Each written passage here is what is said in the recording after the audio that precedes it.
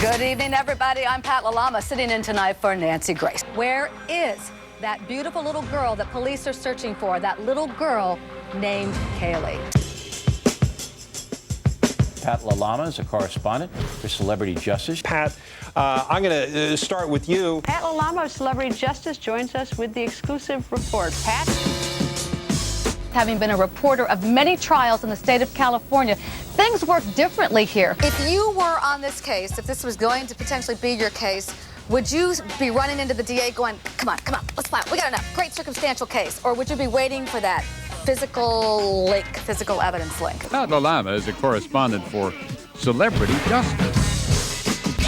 I always say that people with no credibility can tell the truth once or twice.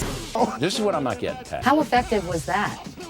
Well, it was effective at that moment. It's what I like to call the Hollywood preemptive strike. That's a dislocated shoulder? I don't know. You tell me. Which person is a correspondent on the series Celebrity Justice? I think I know this, actually. It's LaLama. I agree. Pat LaLama, yes, Pat LaLama. Pat LaLama. Pat LaLama. Pat LaLama, thank you very much. Go ahead, Pat. Sitting right next to me is the aforementioned Leonard Padilla.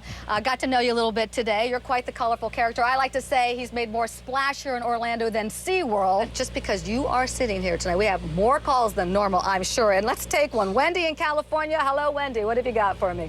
The beauty of our society is that if you pay your debt to society, why shouldn't she go back into the business that she knows well and do it well? Absolutely, Tom Cruise has every right to embrace this tenet of Scientology if he so wishes. You guys are being ridiculously hard on the prosecution, I think. I mean, why shouldn't they be able to fight fire with fire? You wonder, when is she going to blink? That's how intense she is watching. Are those sources from the DA's office? I can't reveal. Oh, and I'm not trying to play a game with you. I'm just telling you that we have the utmost confidence in the people that we speak to. It's the unraveling, the moral unraveling of our culture, stitch by stitch. Now, we're going to our Pat LaLama at our bureau in Los Angeles. She's all ready to tell us about our fugitives in the western region. Pat, what do you got? John, I have to start by telling you about one of the most bizarre stories I have ever covered. If she agrees to get some sort of therapy and gives back to the community in some way, I would be willing to consider something like that. That's very kind of you. Answer this question, Ms. LaLama. Yes. What good is jail going to do her? Maybe it would scare the pants off of her, pants that she paid for. How about that?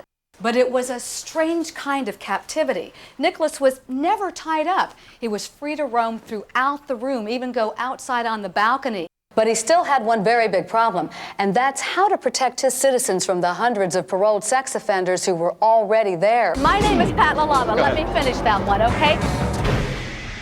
All right, Pat LaLama, thanks for giving us your thoughts, and I am going to get on it, Pat, because of you.